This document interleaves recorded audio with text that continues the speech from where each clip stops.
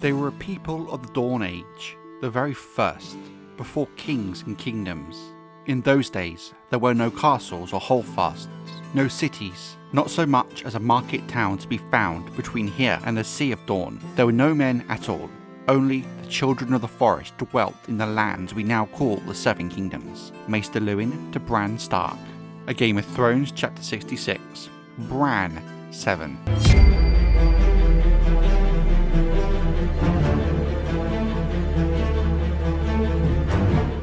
Arguably one of the most important and defining events in Dornish history, and maybe all of the history of Westeros as it shaped how it would develop for generations to come, is one about which we know far too little, other than the fact it occurred.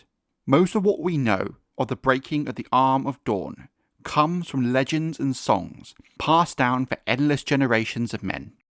While the first men were the first humans to settle Westeros, it does not mean that Westeros was not inhabited before them. In fact, there are several other elder races who called the land home. Land the first men, with their very different customs and lifestyle, were inevitably going to encroach on sooner or later. What we can say with a level of certainty is that the first men crossed from Essos to Westeros by walking or riding across through the hills and forests of the great land bridge that connected the two continents during the Dawn Age. This land bridge is believed to have started in the disputed lands between Myr, Lys, Tyrosh and Volantis, and ended where the eastern coast of Dorne, known as the Broken Arm, lies today.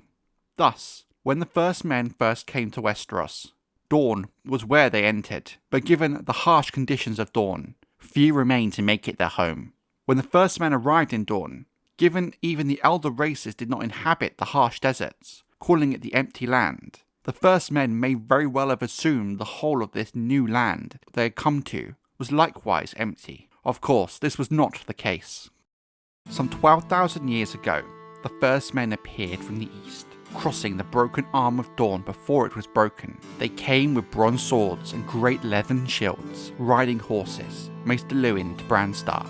A Game of Thrones Chapter 66, Bran 6.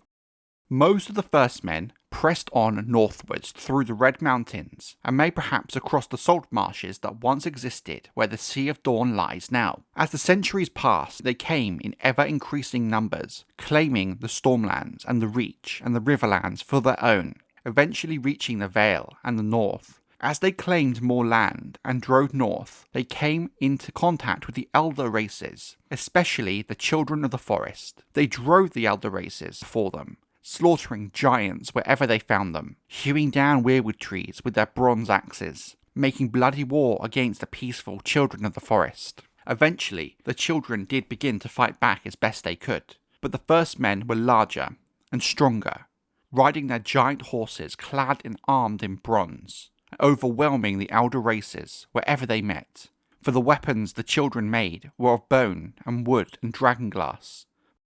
Finally, driven by sheer desperation, the children turned to a tool the first men could not, sorcery, and besieged their greenseers to stem the tide of these invaders. And so they did. They gathered in their hundreds. While we cannot know for sure where, it's heavily speculated they did so at the Isle of Faces, at the very centre of the God's Eye in the Riverlands, a place powerful with the old gods even today. There they called upon the old gods with song and prayer and grisly sacrifices. Some versions of the tales say that 1,000 captive first men were fed to the weirwood trees on the isle. Another version of the tale claims the children used the blood of their own young, which in turn caused their population to fall into a death spiral, ending in their apparent non-existence south of the wall today. Whatever power the children called upon, it apparently worked, and the old gods stirred, and giants awoke in the earth, and all of Westeros shook and trembled. Great cracks appeared in the very earth, and the hills and the mountains collapsed and were swallowed up.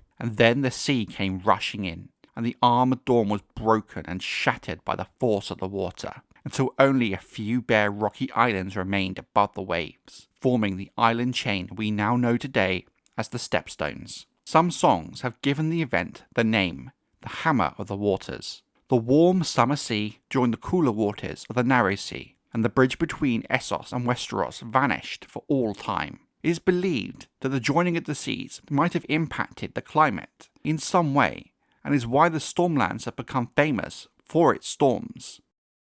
The Stepstones, the key chain of rocky islands between Dorne and the disputed lands of Essos, had long been the haunt of outlaws, exiles, wreckers and pirates. Of themselves, the islands were of little worth, but placed as they were, they controlled the sea lanes, to and from the narrow sea, and merchant ships passing through the waters were often preyed on by their inhabitants. The writings of Archmaester Gildane, Fire and Blood, Heirs of the Dragon, A Question of Succession.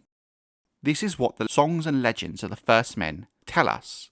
Most scholars do unanimously agree that Essos and Westeros were once joined. 1,000 tales and runic records tell us of the crossings of the First Men. Today, the sea divides them, so plainly, some versions of the events the Dornish call the breaking must have occurred. Did it happen in the space of a single day as part of some apocalyptic cataclysm, as the songs and legends would have it?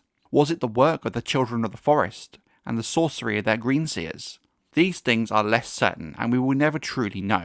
Archmaester Cassidy suggests elsewhere in his tome, Song of the Sea, How the Lands Were Severed, that it was not the singing of the greenseers that parted Westeros from Essos, but rather what he called the Song of the Sea, a slow rising of the waters that took place over centuries, not in a single day, and was caused by a series of long, hot summers, followed by short, warmer winters that melted the ice in the frozen lands beyond the Shivering Sea, which caused the oceans to rise. Or perhaps some kind of similar event in unknown lands to the south or to the west of Westeros, as who knows how far the endless sea goes and what lies beyond. Many maesters in the modern era, since the coming of the Andals and later House Targaryen, find Cassidy's arguments plausible and have come to accept his view widely. But whether the breaking took place in a single night or over the course of centuries, there can be no doubt that it occurred. The Stepstones and the broken Arm of Dorne give mute to the eloquent testimonies to its effect.